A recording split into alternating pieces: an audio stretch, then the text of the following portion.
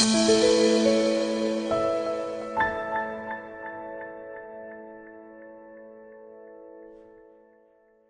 باللہ من الشیطان الرجیم، بسم اللہ الرحمن الرحیم، الحمد للہ رب العالمین، وصلی اللہ علی سیدنا محمد وآلہ الطاہرین۔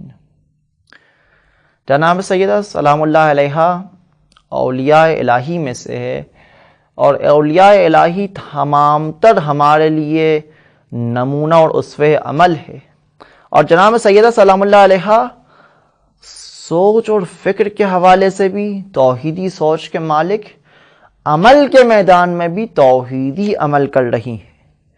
آپ نہج البلاغہ میں مشاہدہ فرماتے ہیں کہ نہج البلاغہ یہ مختلف خطبات، مختلف لیٹرز، مختلف حکمتیں، یقیناً ان خطبات میں سے بھی، ان کلمات میں سے بھی کچھ کلمات معارف کے حوالے سے ہائی لیول پر ہے اور کچھ کلمات اس لیول پر فائز نہیں،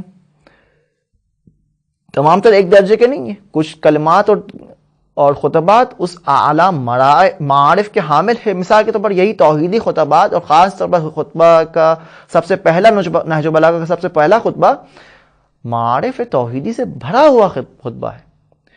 تو وہ توحیدی معارف جو اس پہلے خطبے میں، نہج البلاغہ کے پہلے خطبے میں بیان کیے جا رہے، مولا امیر المومنین اس خطبے میں، اس نہج البلاغہ میں بیان فرما رہے، تقریباً 25 سال قبل انہی توحیدی معارف کو جناب سیدہ سلام اللہ علیہ نے بیان فرمایا تھا۔ کب؟ جب جناب سیدہ خلافت کے حوالے سے ولایت کا اپنا حق لینے کے لیے دربار خلیفہ میں گئی تھی، اور جب وہاں پر خطبہ اراد فرمایا تو اس توحیدی معارف کو، اس گہرے اور عمیق معارف کو اس خلافت کے دربار میں اپنے حق طلب کرتے ہوئے اس عمیق معارف کو بیان فرمایا تھا، جو خطبہ فلکیہ کے نام سے مشہور ہے، جو یقیناً معارف سے بھرا ہوا خطبہ ہے۔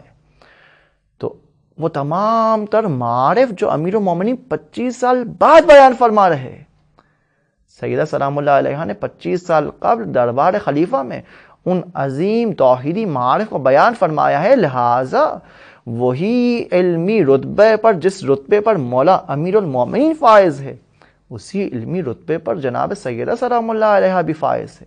اور تمام تر اولیاء الہی تمام تر علم و کمال کے حوالے سے ایک ہی ہے۔ ہر ایک ان میں سے، ہر ایک علم کے حوالے سے بھی، دوسرے تمام تر کمالات کے حوالے سے بھی ہمارے لیے اسوہ اور نمونے عمل بن سکتے ہیں۔ لہٰذا جناب سیدہ نہ صرف خواتین کے لیے بلکہ تمام عالم بشریت کے لیے، تمام انسانوں کے لیے اسوہ اور نمونے عمل ہے۔ خداوند متعال ہمیں توفیق عنایت فرمائے کہ ہم اس اسوہ اور نمونے عمل کو بہتر طریقے سے جان سکیں اور ان کے طریقہ اور سنت اور سیرت کے مطابق عمل کرنے کی توفیق عنایت فرمائے۔ رزقنا اللہ و ایاکم انشاءاللہ۔ السلام علیکم ورحمۃ اللہ وبرکاتہ۔